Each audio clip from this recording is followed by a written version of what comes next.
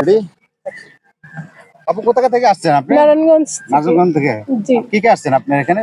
এখানে আমার বোন ফ্যামিলি থেকে আসছে, ফ্যামিলির মানুষ। ফ্যামিলি সহকারে আসছেন না? জি ভাইয়া। আচ্ছা, আপনার এখানে অনুমতিটা কেমন কেমন লাগতেছে তেমন এখানে? ভালো না, মোটামুটি। মোটামুটি মানে কি ধরনের মোটামুটি আপনি একটু যদি বুঝাই বলতেন। অনেকই খারাপ, তেমন ভালো লাগতেছে না, পরিবেশ অনেক ভালো? গরম। হ্যাঁ। পরিবেশ মোটামুটি ভালো, ঠিক আছে, কিন্তু ঘুরে আমি কোনো ফিলিংস পাচ্ছি না। ফিলিংস পাচ্ছেন না মানে কি হলে আপনার কাছে সবথেকে ভালো মনে হইতো? একটু ঠান্ডা ঠান্ডা, হ্যাঁ, আচ্ছা। তারপর আর যদি একটু সাজানো থাকতো তাহলে ভালো লাগতো। আয়তনটা একটু বড় আর থাকলে ভালো। বিশেষ করে টিকেটের দামটা অতিরিক্ত বেশি নিয়েছে জি, তারা। জি, হ্যাঁ হ্যাঁ 200 টাকা করে নিয়েছে, সে অনুযায়ী মনে করেন আমাদের ঘুরে কোনো ফিলিংসই পাচ্ছি না এরকম। মেয়েদের জন্য একটু কম হলে আপনাদের জন্য সুবিধা হইতো, তাই তো?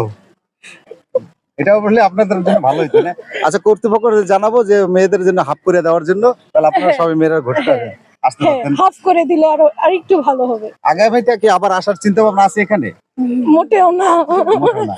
যদি আচ্ছা, যাই হোক দর্শক, এখন তাদের মনে করেন এই জায়গাটা মোটামুটি ভালো লেগেছে, তেমন একটা ভালো লাগেনি।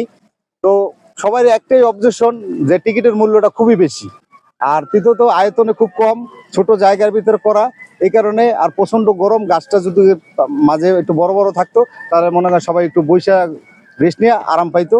যাই হোক, আবার আসবো। ধন্যবাদ সবাইকে।